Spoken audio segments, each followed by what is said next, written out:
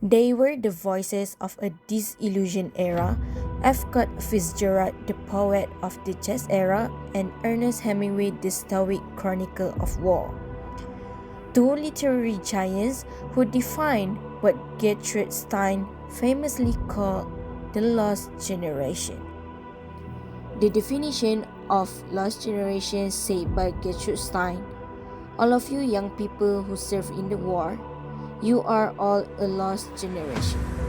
F. Scott Fitzgerald was born on the 24th of September 1896 in Minnesota, USA, and he passed away on the 21st of December 1940 in California. He was best known as a short story writer, essayist, and novelist, famous for his depictions of the Jazz Age, otherwise known as the Roaring Twenties. Fitzgerald was known to have ambivalent feelings about the American life. To him, it seemed vulgar, but also seemed promising. He had a romantic imagination and a heightened sensitivity to the promises of life, and he's considered one of the great American novelists of the 20th century. In his early life, he moved around a lot as a kid and was poor for a time due to his father being fired, and the result of that was living off his mother's inheritance. He published his first piece of work in a school newspaper at 13 years old, which was a detective story. He went to a Catholic school at 15, where Father Sigourney Fay encouraged him to pursue his literary ambitions. He later on went to Princeton University and became a prominent figure in the literary life in there. He established lifelong friendships with Edmund Wilson, John Peel Bishop, and joined something called a Triangle Society, which was a drama club. In the end, he ended up flunking out and joining the army in November 1917. Before that, he hastily wrote a novel titled The Romantic Egoist before being drafted, though it was never published. Later on, after joining the war, Fitzgerald met his one and only wife, Zelda, when stationed in Alabama. They fell in love quickly and had a tumultuous relationship. Zelda even broke their engagement once, but in the end they got back together in 1920. Zelda was known as Fitzgerald's muse, and her likeliness is featured in all of his novels. He and his wife were dubbed the Prince and Princess of their generation. They had one daughter, an only child named Frances, also nicknamed Scotty Fitzgerald, and they moved back and forth between Delaware and France. Zelda was later diagnosed with schizophrenia and spent her life in and out of hospitals after a breakdown in the 30s. This impacted Fitzgerald greatly. Towards the end of his life, he struggled with alcoholism and his despair over Zelda. He ended up separating from his wife and was known to be bitter and violent when he was drunk. He started writing his last novel called The Last Tycoon in a final attempt to create his dream of the promises of American life, of the kind of man who could realize them. But he was only able to write half of the novel before he died from heart attack at the age of 44. Fitzgerald had a range of wonderful works. His first novel, called This Side of Paradise, was published in 1920 and made him famous. It included the revelation of the new morality of the young, and opened him to magazines of literary prestige such as Scribner's and the Saturday Evening Post. Fitzgerald's third novel, and his most famous, The Great Gatsby, was published in 1925 and critiques the American dream and embodies the archetype of the 1920s flapper style. His last novel, Tender is the Night, published in 1934, it involves the story of a psychiatrist that marries his patient, who as she slowly recovers, exhausts his vitality. It is his most moving work, but was commercially unsuccessful. Fitzgerald was also known for writing multiple short stories and screenwriting. Some of his short stories include The Diamond as Big as the Ritz, The Camel's Back, The Last of the Bell, The Curious Case of Benjamin Button, and wrote more than 160 short stories. He will be exploring F. Scott Fitzgerald's literary style analysis. So we can see from This Side of Paradise, it shows his early vision of literary style, which later evolved into more refined and have more symbolic approach in The Great Gatsby. In This Side of Paradise, his writing style involves autobiographical and experimental. These novels mirrors Fitzgerald's own new experiences and youthful ambitions when writing.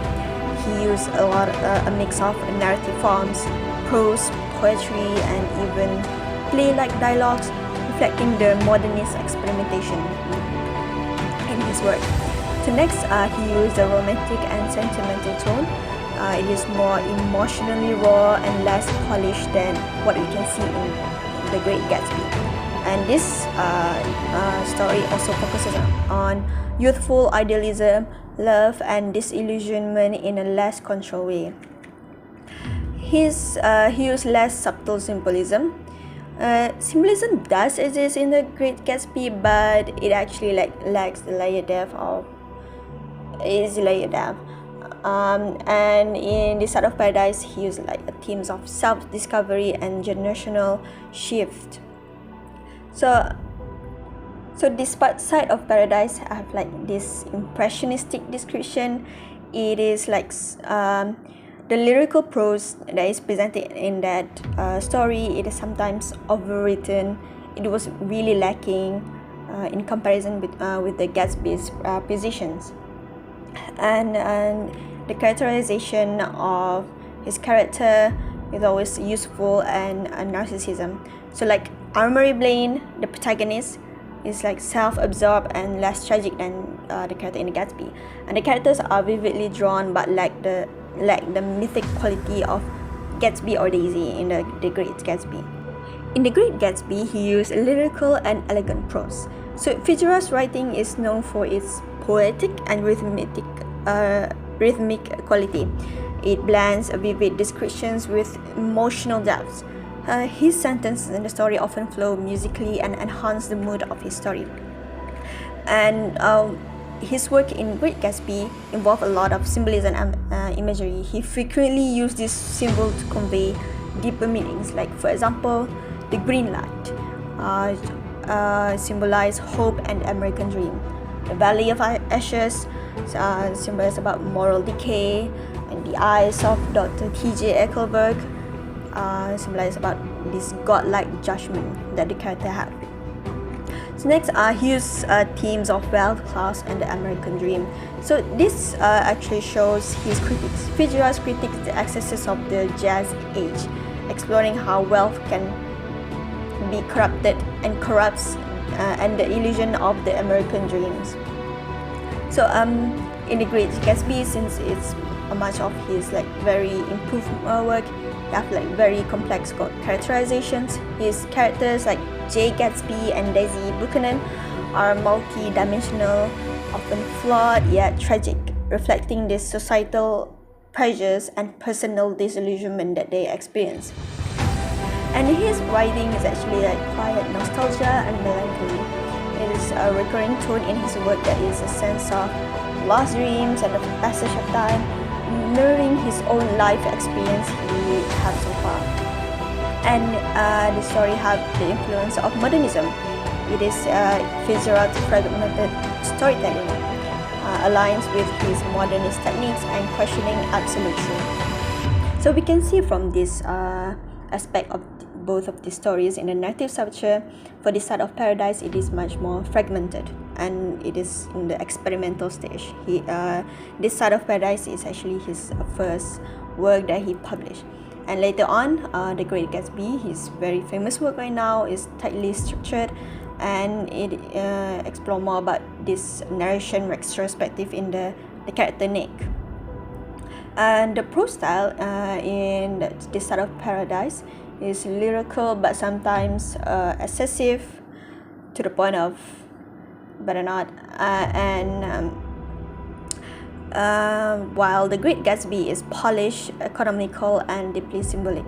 The theme, of course, is quite different. This Side of Paradise theme is about youth, the self-discovery. It's also about the post-World War I disillusionment. And The Great Gatsby is about the corruption of the American dream and also about wealth and the time. The symbolism that is shown in This Side of Paradise is present, but less refined, as we can see. It is one of his earliest work, while The Great Gatsby is the highly sophisticated, using the green light and the eyes of Zuckerberg. The character depths in This Side of Paradise is armory, introspective but less tragic, while Gatsby is like very tragic and mythic figures. And the tone also, we can see there's a lot of differences, like the tone in This Side of Paradise, like romantic, rebellious, and hopeful yet cynical, while The Great Gatsby is like elegant, melancholic, and deeply critical. In this, we can see this key evolution in his style, Fitzgerald style. So his style from autobiographical to universal. This Side of Paradise is like deeply personal, while Gatsby like transcends Fitzgerald's life to critique society, and from experimentation to mastery. So Gatsby tightens the loose, exuberant style of Paradise into like a controlled, symbolic masterpiece that hence most people knows these days. And from the youthful energy in This Side of Paradise into the tragic wisdom. So Paradise captures the recklessness of his youth, while Gatsby mourns its inevitable loss. These two work like is an evidence of his writing style, and it shows his growth. This Side of Paradise is a bold, uneven debut, while The Great Gatsby represents his mature, disciplined artistry work style. Both are, however, like explore disillusionment, one with youthful exuberance and the other with the tragic. Next, the second pioneer of Lost Generation, Ernest Miller Hemingway, or family known as Ernest Hemingway.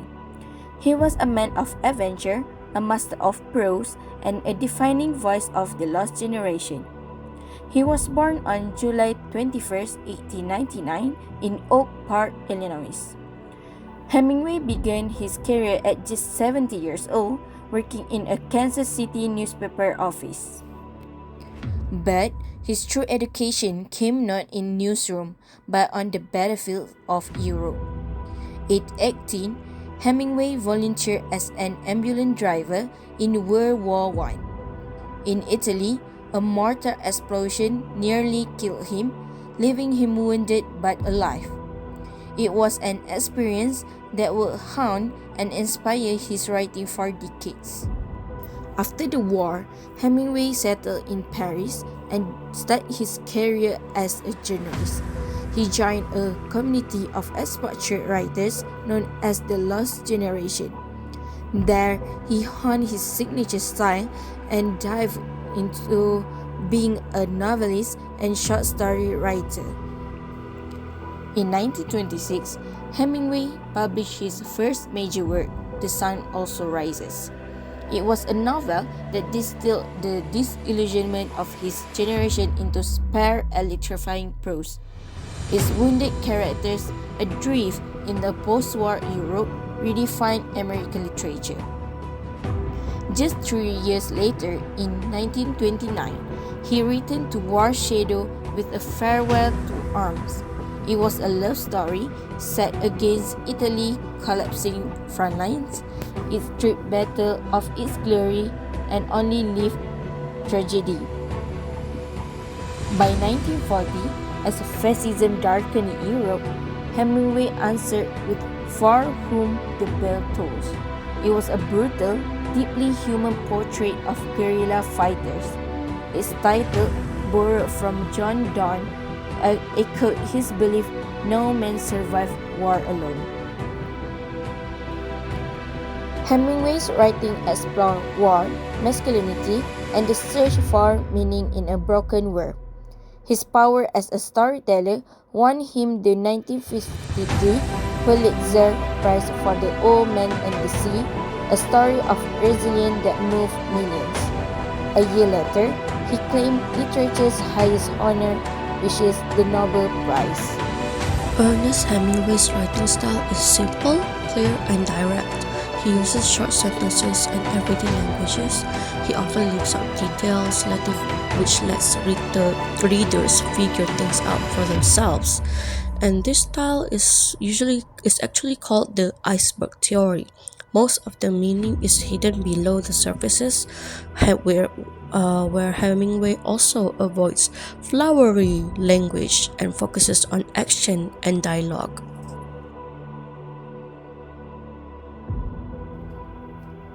F. Fitzgerald and Ernest Hemingway, two literary giants of the 20th century who offered strikingly different style yet share hauntingly similar themes. Both wrestled with disillusionment in the American dream. For Fitzgerald, it was the glittering illusion of wealth masking moral decay in The Great Gatsby. And for Hemingway, it was the post war emptiness in The Sun Also Rises and A Farewell to Arms. Their protagonists often struggled with identity, which Hemingway's men battled quietly through stoicism and repressed trauma, while Fitzgerald's dreamers like Gatsby tried to reinvent themselves only to collapse under the weight of their fantasies. And at the heart of their work lies love, which passionate, obsessive, and often tragic. Whether it's Gatsby's doomed pursuit of Daisy or the lovers torn by war in Hemingway's novel, both writers reveal how desire can both define and destroy us. There are three differences between F. Scott Fitzgerald and Ernest Hemingway. The first key difference is their writing style, where Fitzgerald has a very lyrical, ornate, and descriptive way of writing. Meanwhile, for Hemingway, he is quite minimalist, direct, and economical. The second key difference is the way they view wealth and society. Fitzgerald views it as critiquing the emptiness of the upper class and the illusion of the American dream, while Hemingway focuses more on the individual struggle, masculinity, and moral code, which often removed from wealth. Next, the last key difference is the theme and tone, where Fitzgerald has quite the romantic, tragic, and reflective themes, which often relates to nostalgic tones. Meanwhile, Hemingway has the stoic, realistic, emotionally restrained themes, where it often focuses on survival or existential struggle tones.